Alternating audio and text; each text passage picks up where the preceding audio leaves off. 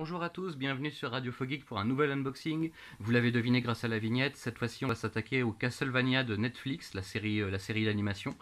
Et on va sans tarder voir la figurine de Vlad Tepes Dracula dans une superbe boîte vitrine qui se décroche comme ceci.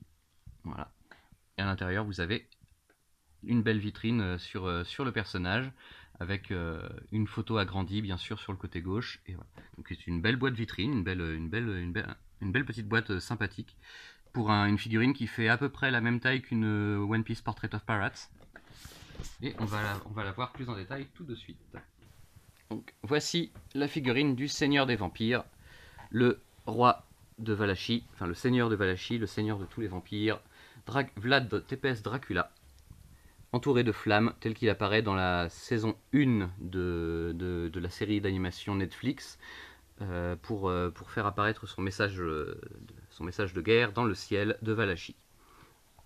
Donc, voilà, tout est d'un bloc, rien ne s'enlève, les flammes ne s'enlèvent pas, ni sur ses épaules, ni voilà. Tout est d'un bloc, en fait, tout a été déjà assemblé et collé. Voilà. Donc, vous pouvez admirer le détail sur la statue qui est inspiré. C'est un design qui est inspiré du jeu vidéo Symphony of the Night, dont on reparlera plus tard. Voilà. À noter que la cape est dans un matériau de texture différente du reste du personnage, donc un peu plus mou, type caoutchouc mou justement. Voilà, donc c'est assez joli, ça fait un bon effet texture. Voilà, on peut admirer justement la cape, admirer même le côté un peu limite fondu de cette cape qui tombe au sol, sur le sol rocailleux, etc. Voilà, c'est du plus bel effet, comme on dit. C'est très beau. Voilà, il y a quelques petites marques. Alors, je n'ai pas réussi à savoir si la finalisation était peinte à la main ou pas. Je pense que oui, parce qu'il y a des petites imperfections ici et là, des petites marques, des petites marques de peinture, ce genre de choses.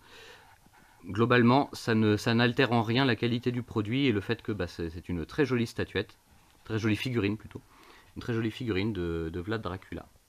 Voilà. Et les détails sont fous, que ce soit sur les mains, on voit l'anneau sur sa main, les ongles, tout, voilà. Tout est du plus bel effet. Donc a priori, tout est d'un bloc, je pense. Je viens de voir que ça peut bouger, mais a priori, c'est juste la main qui bouge. Voilà. On peut l'orienter peut-être. Non. Voilà, donc, les mains aussi sont faites dans un matériau différent pour les mains et le col de main sont faites dans un matériau différent pour justement dissocier du reste de la statuette. Voilà. Ça reste très joli, très beau. Donc un très beau Vlad Dracula.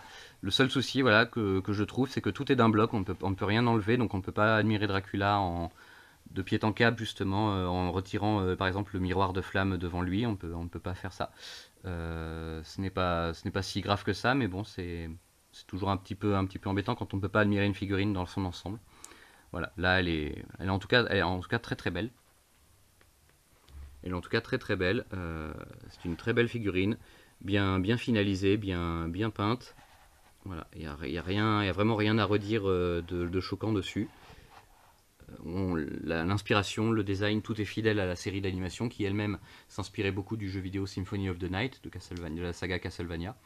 Voilà, donc rien d'autre à ajouter à part que c'est une très belle figurine, que je suis très content de me l'être procurée.